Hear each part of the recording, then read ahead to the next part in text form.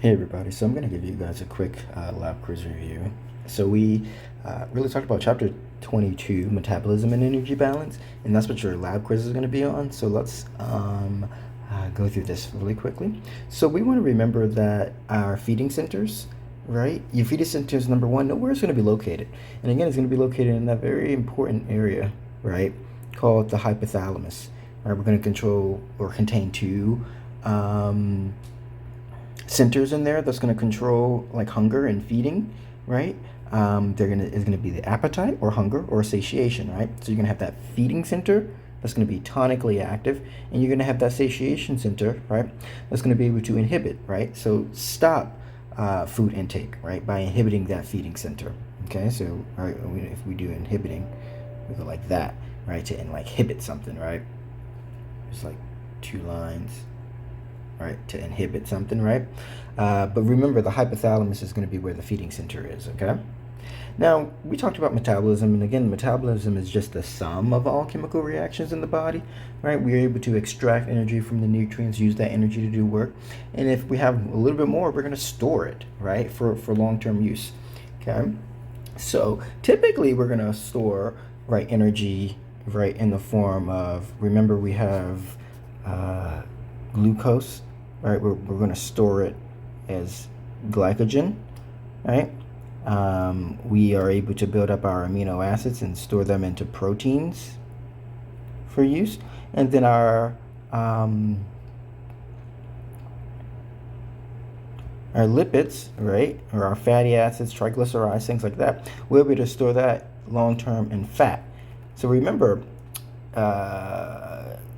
glucose and proteins, right, or sugar and proteins, we get some energy out of it, right? We get that quick energy out of glucose, especially, right? We're able to break down glycogen and turn it into glucose and get that quick energy. We also can break down proteins, turn it into amino acids, and amino acids can then form glucose via a process of gluconeogenesis, right?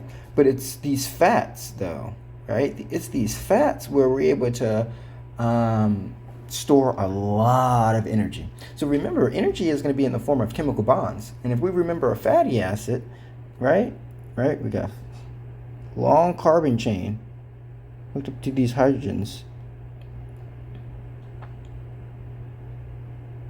right? And there's also to that glycerol backbone, right? So that's that fat, right? And we're able to break it down, get energy out of these bonds right here. So that's why we are able to get, twice as much energy out of fat than we are for glucose and protein, okay, or carbohydrates and proteins, okay? So remember, fat is for long-term storage, okay? Now, when we're looking at these metabolic pathways, right, we have anabolic pathways, right, where we're able to synthesize larger molecules from smaller ones, right? So we are using an anabolic pathway when we're in the fed state, right? So this is the time following a meal. So you just ate, right? You have an influx of, glucose or carbohydrates, proteins, fats, right? We're going to be in a fed state, and we remember what dominates the fed state, right? It's going to be insulin. Right? Insulin is going to dominate this fed state. We also call the fed state the absorptive state. So remember that too, okay? Now, catabolic pathways break large molecules into smaller ones, right? This is our catabolic pathway. This is going to be in our fasted state, right? So for example, we have not eaten, right, for a long term, or for a short period, like after you wake up, right? But you haven't eaten while you were asleep. So your body's going to tap into storage energy reserves, right? So we're going to break down that glycogen, right? So we're going to break down glycogen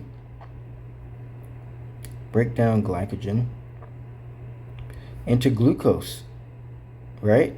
And this is going to be in our fasted state or our post-absorptive state. So remember that, okay? So remember, in our fed state metabolism, right, our carbohydrates will make ATP, right? And again, in fed state, insulin dominates, right? Because insulin is going to be released because we're going to have an influx of carbohydrates into the blood, okay?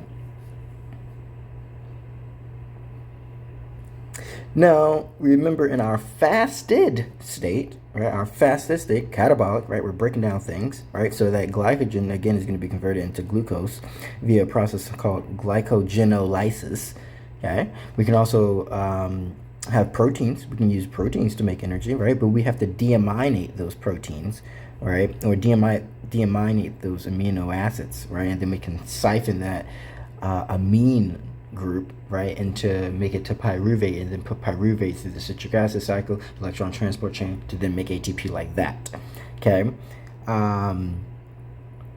Also in a fasted state, when you haven't eaten, so say for example you have prolonged starvation, right, your lipids, because they store more energy than glucose or protein, you can start breaking down your lipids to get energy, right, and they're going to be getting a little bit more energy than you would from glucose and proteins, right? And you break down those lipids through a process called lipolysis, right? And that glycerol head, right, from the lipids, that's going to be able to feed into glycolysis, right? And then make the pyruvate, citric acid cycle, electron transport chain, ATP, right? So remember that. Now your fatty acids, right, if you're on like a ketogenic type of diet, right, or if you're starved, right, your fatty acids will undergo beta oxidation, right, and that's going to produce those acetyl-CoA groups, and those excesses of acetyl-CoAs become ketone bodies. And of course, these, we also call ketone bodies ketones or keto acids, right, and these could also lead to ketoacidosis, though, so that's one of the issues with that. Okay, now your brain, right, so remember your brain can use glucose, right? Your brain is going to use 50% of the glucose that your body has. So your brain will always use the glucose. Now, for example, like I mentioned before, extreme starvation. What if you don't have glucose, right? You used up all your glucose, right? But you do have some fat, right? Your brain can also use ketone bodies, right? So your brain can use both glucose and ketone bodies to make energy, okay? Now we know that the pancreas is going to have a huge role in metabolic regulation, right? Especially governing food intake. So the pancreas is going to secrete both insulin and glucagon from the specialized endocrine tissue or endocrine cells in the pancreas called the islets of Langerhans, where we have the beta cells that are going to secrete insulin and the alpha cells that are going to secrete glucagon, right? So let's look at that. So, in a fed state, keep saying the same thing, right? In a fed state, insulin dominates. You just got food, right? So you're going to produce insulin. That insulin's job is to reduce blood glucose, right? In a fasted state or a fasting state, right? You haven't eaten for a while, glucagon is going to dominate, okay? So before that meal, glucagon is going to dominate, right? Because you haven't eaten for a while. And so glucagon, what that does is, because you haven't eaten, it's going to raise blood glucose levels. So it's going to do the opposite of insulin. Insulin reduces blood glucose. Glucagon raises blood glucose. And remember, insulin and glucagon, these are hormones that are produced by the pancreas, okay? And these are some good images right here, right? In the fed state, insulin dominates. In a fasted state, glucagon dominates, okay? Excuse me. So remember diabetes mellitus. That's going to be a family of diseases. And so typically it's going to be characterized by abnormally elevated plasma glucose concentrations, or basically hyperglycemia. And that's going to result in inadequate insulin secretion, abnormal target cell responsiveness, or even both, right? So, unfortunately, complications of diabetes will affect blood vessels, your eyes, kidneys, nervous system, a lot of things, right? Now, type 1 diabetes, and we have type 2 diabetes, right? So, type 1 diabetes, mellitus, right, is where we have insulin deficiency. And that insulin deficiency is going to be due to an autoimmune destruction of your beta cells, right? So, meaning we're not going to have insulin being produced or released, right? Because we are destroying those beta cells, right? And remember, it's those beta cells that produce insulin. But if they're destroyed, they can't produce it, right? Type 2 diabetes is insulin resistant diabetes, right? So your body doesn't respond to the insulin like it normally should. So you can make insulin, you can produce insulin, right? But it's basically the target cells are not responding to it, okay? And so that's why your insulin levels, they could be normal or even elevated, right? But unfortunately, over time, you can become insulin deficient, though, right? So let's look at here. So type 1 diabetes, right, or a person with type 1 diabetes, they're going to be prone to ketoacidosis, right? And I definitely need you to understand this image, right? Because you'll see a question, a written response question on this image right here. So understanding this would be good. Remember, type 1 diabetes, they're not producing insulin, right? Insulin is not being secreted, right? So you're going to have hyperglycemia, okay? Too much sugar in the blood, okay? And so because you don't have insulin, right, that glucose uptake is not going to happen, right? It's going to be decreased, right, in the liver. Okay, and so what happens is your brain interprets it as starvation too, right? Because you're not utilizing that glucose, right? And if you're not utilizing that glucose, we're going to be able to, number one, it's going to increase in the blood. That's going to create hyperglycemia, right? You're going to increase your ketone production, right? And if you increase your ketone production, I mean, sure, it's good for the brain, right? Because the brain can use ketone bodies. However, too much keto acids or ketone bodies can lead to ketoacidosis, which is metabolic acidosis, which could ultimately lead to coma or death, right? Also, in type 1 diabetes, right, because of the hyperglycemia, right, you have too much sugar in your blood. That's going to exceed your renal threshold for glucose, so you're going to start peeing out glucose. And wherever solutes are going to go, water is going to go too, right? So you're going to start peeing out a lot, okay? It's going to start peeing out a lot, okay? And so then what's going to happen is you're going to become dehydrated because you don't have any more fluids in your body, right? And so that's going to stimulate thirst, right? And ADH secretion from the hypothalamus, right? So you can try to retain more water, so you can intake more water.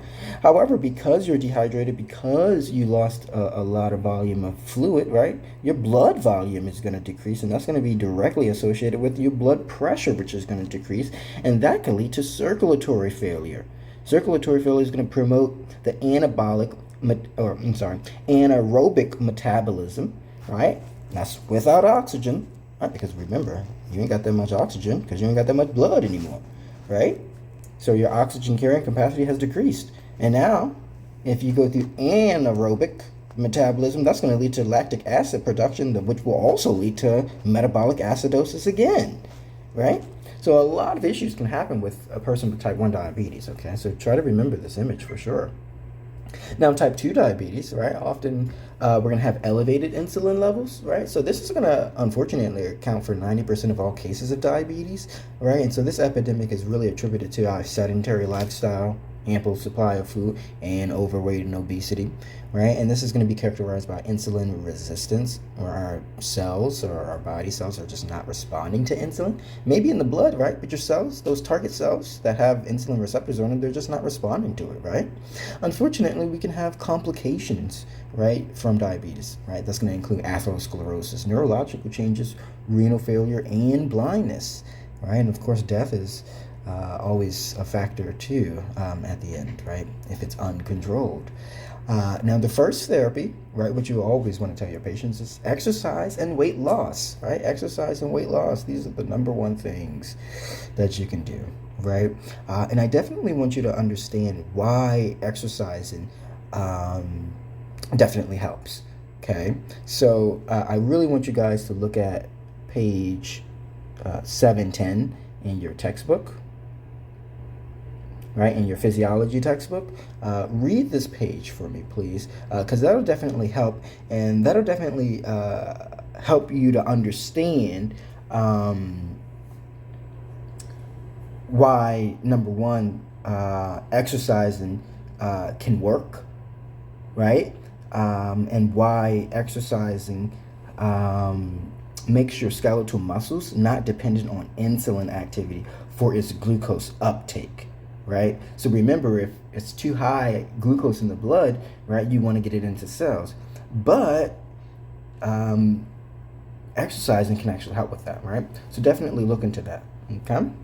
But this is just going to be a quick lab quiz review for you guys, okay?